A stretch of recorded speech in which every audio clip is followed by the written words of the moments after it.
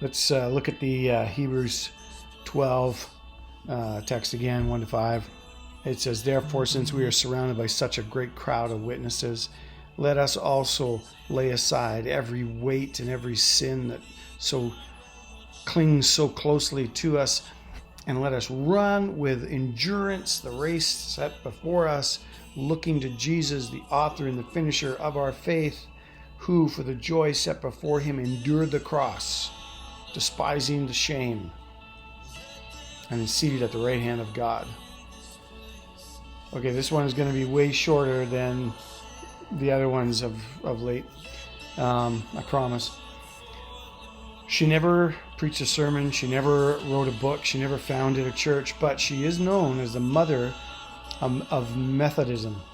Why? Because her two sons, John and Charles, who founded the Methodist Church, sat at her feet as little children and learned of her what it meant to be a Christian, learned of her what it meant to love Jesus, and they applied it to their life and their teachings.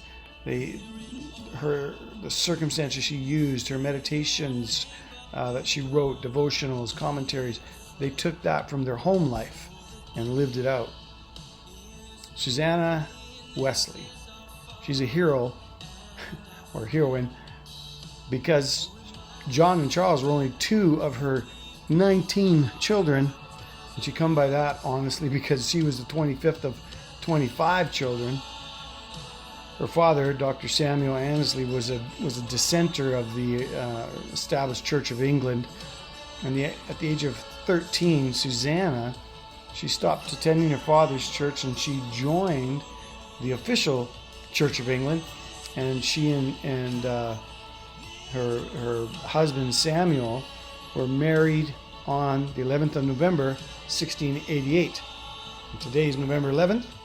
How appropriate is that? Happy anniversary. Samuel was 26 and she was 19. Susanna and Samuel had 19 children. Listen, 9 of her children died as infants. 4 of the children who died were twins.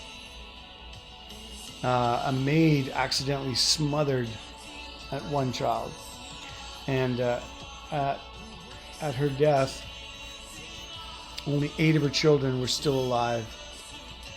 Susanna experienced many hardships in her life, many sufferings, including Samuel just leaving her for about a year because of a dispute they had. She suffered much. To her absent husband, at one point, she wrote this: "I am a woman, but I am also the mistress of a large family. And though the superior charge of the souls contained in it lies upon you, yet in your long absence I cannot but look upon every soul you leave under my charge as a talent committed to me under a trust. I am not a man nor a minister, yet as a mother and mistress, I felt I ought to do more than I had done yet. I resolved to begin with my own children, in which I observe the following method. I take such a proportionate of time as I can spare every night to discourse with each child apart. On Monday, I talk with Molly. On Tuesday, with Hetty. Wednesday, with Nancy. Thursday, with Jackie. Friday, with Patty. Saturday, with Charles."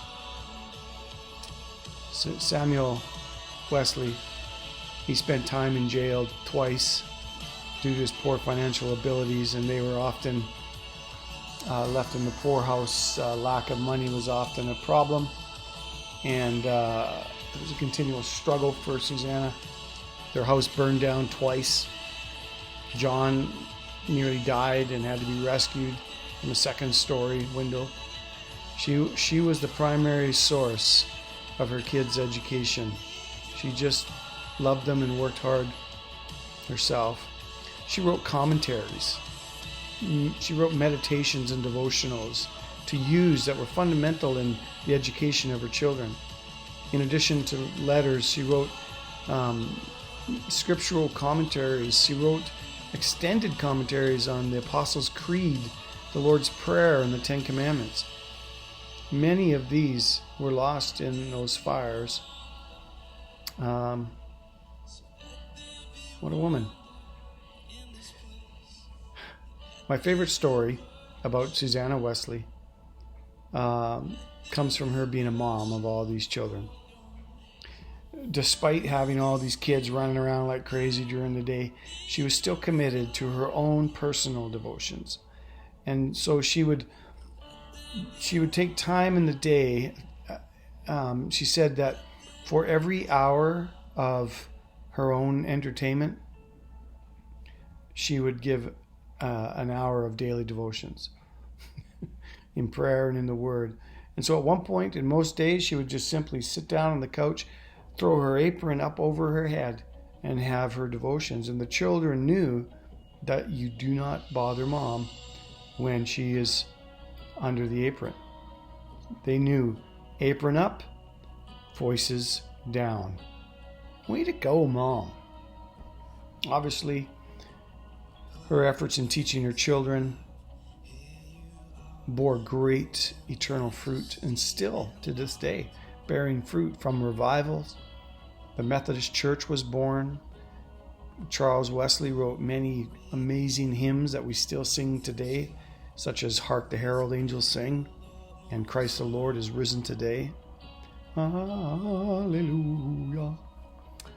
Oh, Susanna, born on the 20th of January 1669, graduated the 23rd of July 1742. Thank you, Susanna, for loving your first disciples, your kids. Thank you for training them, teaching them about loving Christ and loving others. Thank you, because it has benefited the world over and over and over again.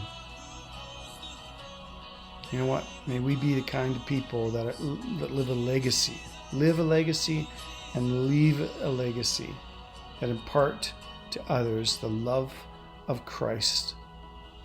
Basically, to everyone we meet along this amazing journey we call life.